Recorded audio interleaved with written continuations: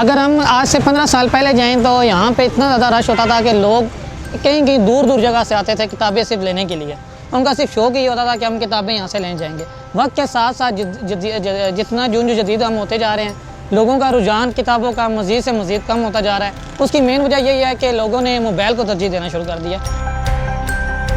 मेरा नाम मोहम्मद उमर है। इस स्टॉल को लगाते हुए तकरीबन 30 साल से ऊपर का अरसा हो गया। इस स्टॉल का लगाने का मकसद ये है कि लोगों में तालीम को फ़रोग़ देना है और लोग ज़्यादा से ज़्यादा किताबें लें और लोग पढ़ें।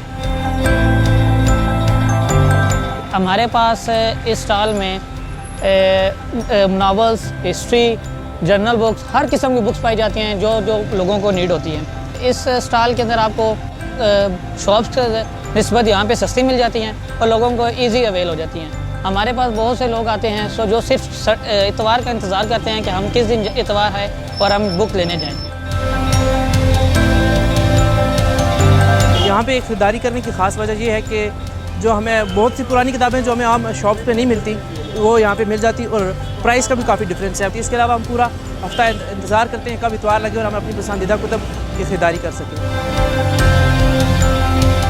मेरा नौजवानों से पैगाम यही है लास्ट के किताब को ही अपना साथी बनाएं, क्योंकि किताब ही अच्छा एक साथी है। अच्छा इंसान बनने के लिए किताब को अपना साथी बनाएं, ना कि मोबाइल फ़ोन को। और मोबाइल फ़ोन और किताब का आसमान ज़मीन का फ़र्क है। आप इन दोनों को एक साथ नहीं ले सकते। मोबाइल का यह है कि आपका मोबाइल की बैटरी डाउन हो जाती है, कुछ 100 मसले हो सकते हैं। पर किताब है, जब आपका दिल किया आपने खोल के पढ़ ली, जब आपका दिल किया उसको बंद कर ली। तो यही है कि किताब को, अगर आपने एक अच्छा इंसान बनना है तो किताब को अपना साथी बनाएं।